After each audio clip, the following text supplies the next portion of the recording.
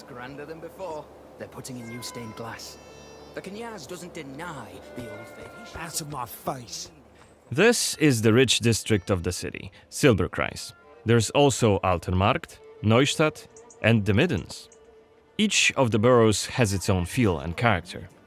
Get your stinking ass out of here. I was just passing through, I swear. I got tired and sat down and started begging. Looming high over the city is Brensis's castle, Greifberg.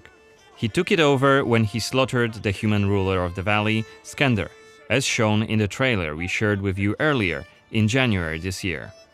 In order to complete the main quest and save your family, you'll have to storm the castle, alone or with help of friendly NPCs. We could do it right now if we wanted, but it would be super challenging. No more drink for you, my friend.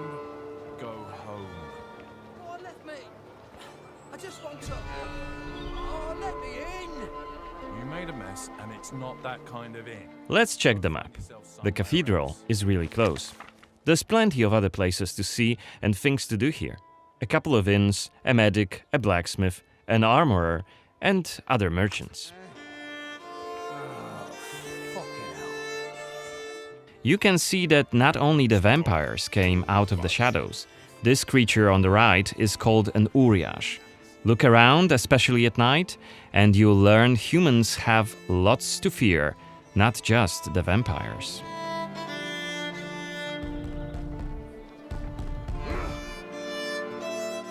And here we can see guards pounding on some poor guy's doors. What is it about? Disrespecting the Knyaz, singing songs that mocked him and the faith.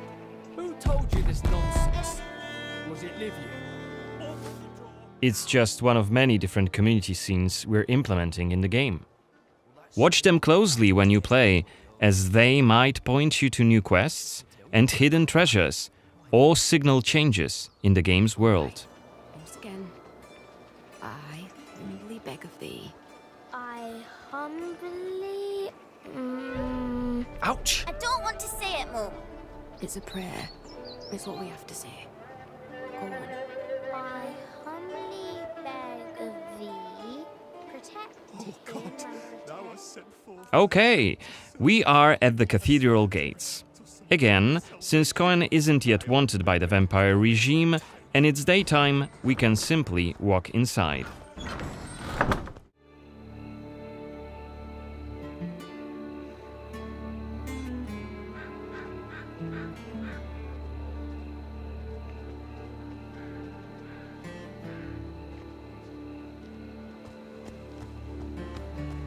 Shadow Step is not the only vampiric ability you're gonna learn during your playthrough. Coen can also use plane shift to scale walls and even ceilings smoothly. This will allow us to explore every nook and cranny of the cathedral.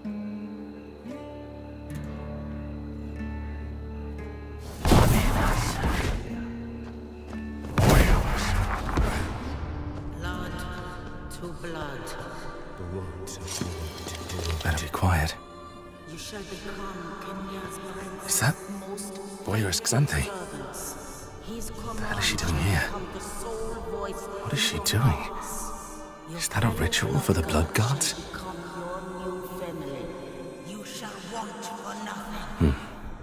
They're covering up the old paintings. Why? One of the workers must have left it. Seems that the cathedral complex is quite big. The main building, cloisters, inner courtyard. The entrance to the crypt could be anywhere. Won't get anything done just standing around. Still. This was a scene investigation, a mechanic we used to zoom in on and showcase key clues. This time we had a chance to learn more about the vampires' plans. Looks like they're keen to cover up the old frescoes, so that's something we could take a look at. This way we could learn more about the cathedral's past.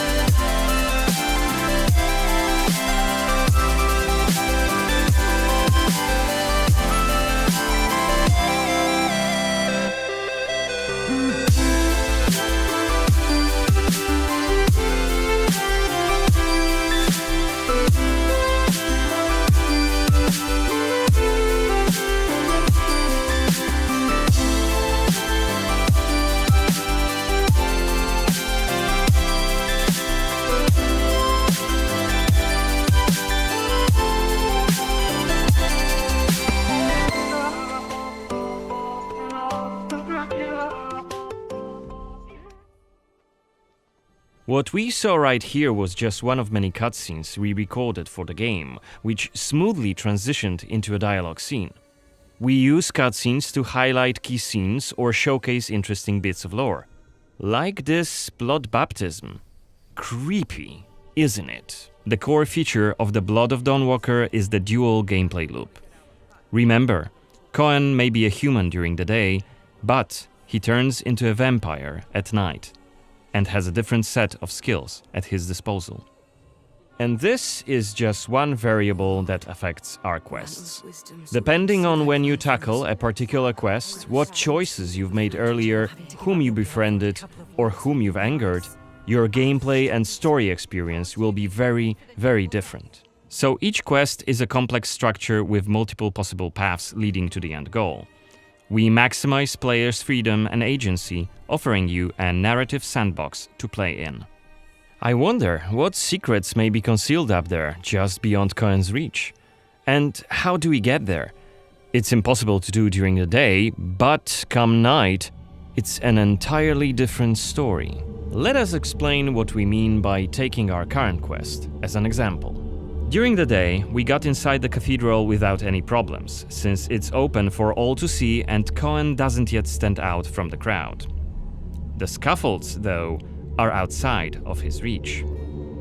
But climbing them won't be a problem for the vampire, who has many more exploration abilities at his disposal. Bear in mind, Coen has not completed the quest yet. What's more, there are still a few clues to be found in order to solve this story. It's worth mentioning that narrative sandbox also means that we may completely abandon this quest and follow a different path to defeat Brensis. For today, we're focusing on the gameplay part, so let's see how we could tackle this particular quest during the night. We're starting right after dusk, as a vampire, on the rooftops of Svatro. Right now, we have 22 days left to complete this goal.